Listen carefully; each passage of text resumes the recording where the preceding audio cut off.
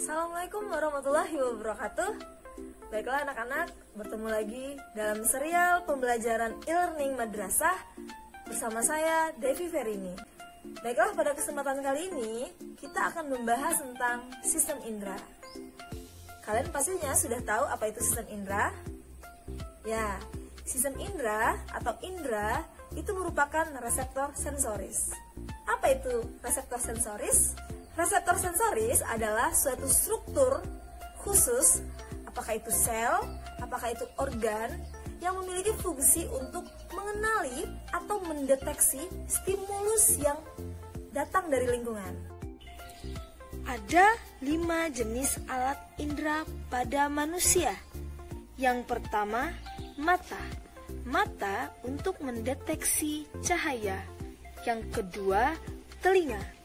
Telinga untuk mendeteksi suara. Yang ketiga, hidung. Hidung untuk mendeteksi bau. Yang keempat, kulit.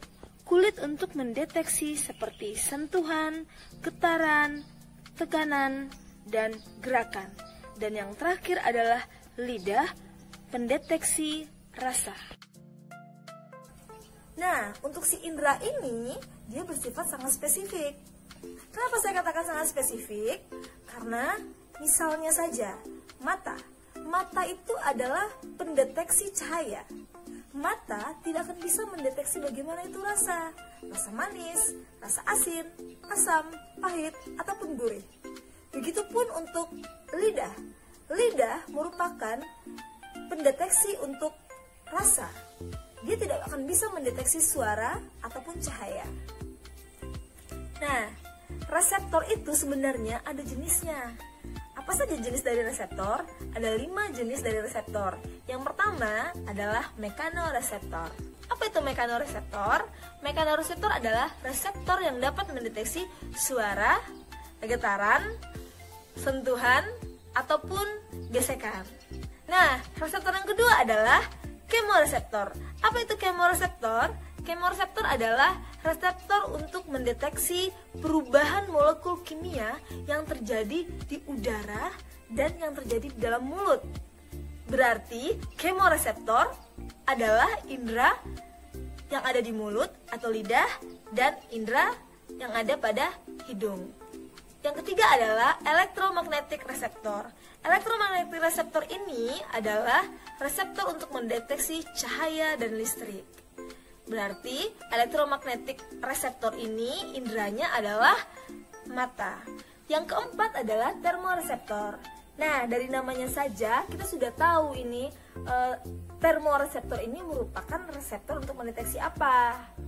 Ya, benar, untuk mendeteksi suhu. Berarti termoreseptor ini inderanya adalah kulit. Dan yang terakhir adalah nociceptor. Nah, kira-kira apa ya nociceptor? Nociceptor merupakan salah satu reseptor yang sangat penting. Contohnya, misal kalau kita terluka, kaki kita tertusuk paku. Kalau kita tidak memiliki nociceptor ini, paku tadi akan menembus kulit, akan memecah pembuluh darah sehingga darah itu akan keluar. Kita akan bisa kehilangan darah. Tetapi karena kita punya nociceptor, sebelum si paku ini benar-benar memutus pembuluh darah kita sudah merasakan sakit. Bahkan sebelum tertusuk kita sudah bisa merasakan sakit. Sehingga nociceptor merupakan reseptor yang sangat penting karena dia merupakan alarm untuk tubuh kita agar tidak terserang oleh penyakit, bakteri, virus, ataupun benda asing lainnya. Nah, sekarang kita akan melihat secara detail bagaimana mekanisme kerja dari 5 indera yang kita miliki. Pertama, mekanisme penglihatan. Berikut ada gambar anatomi dari penglihatan. Mekanisme penglihatan. Mata. Mata membantu kita melihat pemandangan yang indah. Mata terdiri dari beberapa organ sensor. Sensor ini untuk melihat sesuatu di sekeliling dan mengirim sinyal melalui saraf yang akan disampaikan ke otak. Sehingga kita dapat melihat melalui sinyal yang digambarkan melalui penghantar sinyal tadi. Bola mata merupakan organ terluar dari mata yang dilindungi oleh tulang wajah. Bola mata.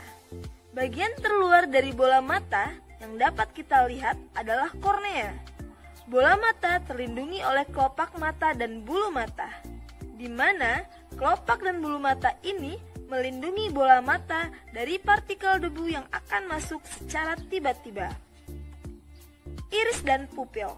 Bagian berwarna pada mata disebut iris. Iris terdiri dari pigmen melanin. Oleh karena itu, setiap orang memiliki warna iris yang berbeda. Ada yang berwarna hitam, coklat, ada juga yang berwarna biru atau hijau. Bagian hitam tengah iris disebut dengan pupil. Pupil berfungsi untuk mengontrol cahaya yang masuk. Bagaimana kita bisa melihat? Ketika kita melihat sesuatu, cahaya dari objek melewati mata, kornea, dan lensa. Kemudian, cahaya dibiaskan oleh lensa. Terbentuklah bayangan di retina yang bersifat nyata, terbalik, dan diperkecil. Sel-sel batang dan sel kerucut pada retina akan meneruskan sinyal cahaya pada saraf optik. Otak membalikan lagi bayangan yang terlihat di retina sehingga objek terlihat sesuai dengan aslinya. Jadi kesimpulannya, untuk mekanisme penglihatan, cahaya diterima oleh kornea, kemudian akan diteruskan di pupil. Pupil akan mengatur besar kecilnya cahaya. Kemudian cahaya akan diteruskan ke lensa mata. Lensa akan memastikan cahaya jatuh di retina. Nah, dari retina, cahaya akan diteruskan ke saraf optik. Mekanisme yang kedua adalah mekanisme pendengaran. Berikut adalah anatomi dari telinga. Mekanisme pendengaran. Telinga. Telinga membantu untuk mendengar. Suara masuk pada telinga dalam bentuk getaran atau gelombang. Gelombang suara ini melewati saluran auditori. Organ korti di koklea memberikan sinyal pada otak sehingga kita dapat mengidentifikasi suara. Telinga terdiri dari 3 bagian. Bagian luar, bagian tengah, dan bagian dalam. Bagian luar disebut pinna atau daun telinga. Pinna berfungsi menangkap suara yang akan diteruskan ke bagian tengah. Pada bagian tengah, membran timpani atau gendang telinga akan mengantarkan suara ke 3 tulang pendengaran. Suara akan digetarkan oleh 3 tulang pendengaran, yakni malleus, incus, dan stapes, sehingga menyebabkan getaran pada sel-sel rambut bagian dalam koklea, yang akan memicu impuls saraf menjalar ke otak, sehingga suara dapat diinterpretasikan. Otak mengirim pesan ke seluruh otot, sehingga kita bisa menjaga keseimbangan. Jadi, kesimpulannya, mekanisme pendengaran adalah: pertama, suara diterima dalam bentuk getaran oleh pinna atau daun telinga. Kemudian, getaran tadi akan diteruskan melalui saluran auditori menuju ke membran timpani, kemudian melewati 3 tulang pendengaran. Kemudian, 3 tulang pendengaran akan menggetarkan koklea, di mana di dalam koklea terdapat organ korti. Setelah itu, getaran akan diteruskan oleh saraf pendengaran. Dan selanjutnya adalah mekanisme pengecapan dan penciuman. Mekanisme pengecapan dan penciuman. Indra selain mata dan telinga adalah indra pengecap dan penciuman. Indra pengecap dan penciuman mendeteksi molekul kimia yang ada pada makanan dan udara di sekitar kita. Senyawa kimia pada makanan ditangkap oleh bintik-bintik pada lidah yang disebut dengan papila. Sedangkan senyawa kimia pada udara ditangkap oleh saraf olfaktori. Indra pengecap dan penciuman mengirim sinyal pada otak sehingga kita bisa merasakan dan mencium bau. Otak akan mengidentifikasi ribuan rasa makanan dan juga membantu kita mengenali bau. Saluran penciuman akan menangkap molekul bau saat kita menghirup udara dan akan diteruskan ke saraf olfaktori, kemudian dikirim ke otak. Indra penciuman lebih kuat daripada indra pengecap. Inilah kenapa ketika indra penciuman kita terganggu, makanan akan terasa hambar. Pada papila di lidah dapat mengenali rasa yang nanti akan dikirim ke otak sehingga kita dapat mengetahui rasa dari makanan. Ada rasa manis, ada rasa pahit, asam, asin, dan gurih. Jadi kesimpulannya, mekanisme pengecapan dan penciuman ini adalah dua hal yang saling berhubungan.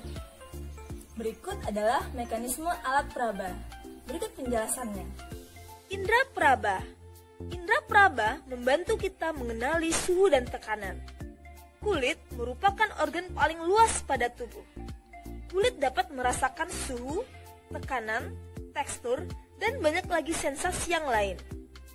Jutaan saraf pada kulit akan mengirim sinyal ke otak sehingga kita bisa merasakan dan menyentuh benda di sekitar kita. Melalui kulit, kita dapat merasakan tekstur, panas, dingin, tekanan. Semua bekerja sama untuk dikirim ke otak. Beberapa bagian pada indera peraba lebih sensitif dari yang lain, seperti ujung jari dan bibir. Sehingga tunanetra bisa mengenali tulisan dalam bentuk braille hanya menggunakan jari-jari mereka. Nah, dapat disimpulkan bahwa kulit adalah indera peraba yang memiliki banyak reseptor sensor, di mana kulit ini akan menerima stimulus dari lingkungan yang nantinya akan disampaikan ke otak, sehingga kita dapat merasakan suhu, panas, dingin, ataupun sentuhan. Demikianlah pembelajaran kita pada kali ini tentang sistem indera. Semoga video pembelajaran tadi dapat bermanfaat dan membantu kalian semua dalam memahami sistem indera. Sampai jumpa di lain kesempatan. Wabillahi taufiq wal hidayah. Assalamualaikum warahmatullahi wabarakatuh. Dadah.